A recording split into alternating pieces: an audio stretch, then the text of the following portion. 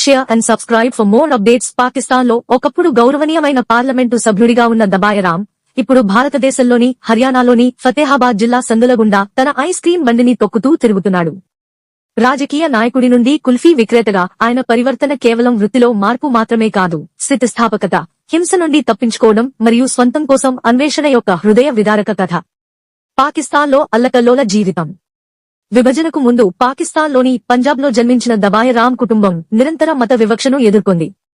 మతం మారాలని ఒత్తిడి ఉన్నప్పటికీ వారు తమ హిందూ విశ్వాసానికి దృఢంగా కట్టుబడి ఉన్నారు. 1988లో రామ్ లోహియా మరియు బఖత్ జిల్లాలకు ప్రాతినిధ్యం వహిస్తూ పాకిస్తాన్ జాతీయ అసెంబ్లీకి ఏకగ్రీవంగా ఎన్నికయ్యారు. కానీ రాజకీయాల్లో ఆయన సమయం వ్యక్తిగత విషాదంతో దెబ్బతింది. ఆయన మహిళా బంధువును మత తీవ్రవాదులు అపహరించి బలవంతంగా వివాహం చేసుకున్నారు. పాకిస్తాన్ సుప్రీంకోర్టు న్యాయం నిరాకరించినప్పుడు అది బయలుదేరాల్సిన సమయం అని ఆయనకు తెలుసు. భారతదేశంలో భద్రత కోరుతూ 2000లో రామ్ 34 కుటుంబ సభ్యులతో ఒక నెల వీసాపై భారతదేశానికి వచ్చారు, వాస్తవానికి అంత్యక్రియలకు హాజరు కావడానికి. కానీ వారు తిరిగి వస్తే హింసకు గురవుతారనే భయంతో వారు హర్యానాలోని రతన్గఢ్ గ్రామంలో స్థిరపడ్డారు.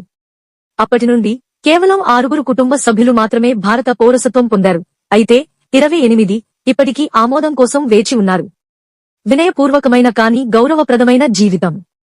తన పెద్ద కుటుంబాన్ని పోషించడానికి మాజీ ఎంపీ ఇప్పుడు సైకిల్ రిక్షా నుండి కుల్ఫీ మరియు ఐస్ క్రీం అమ్ముతున్నారు.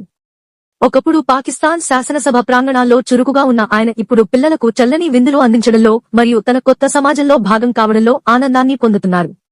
అతని 7 పిల్లలు స్థానికంగా వివాహం చేసుకున్నారు మరియు మొత్తం కుటుంబం స్థిరమైన భవిష్యత్తు కోసం కృషి చేస్తోంది.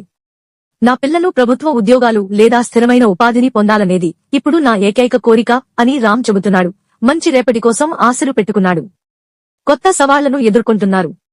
ఇటీవల భారతదేశం పాకిస్తాన్ దౌత్యపరమైన ఉద్రిక్తతలు పాకిస్తాన్ జాతీయుల ఉనికిపై ఆందోళనలను రేకెత్తించాయి.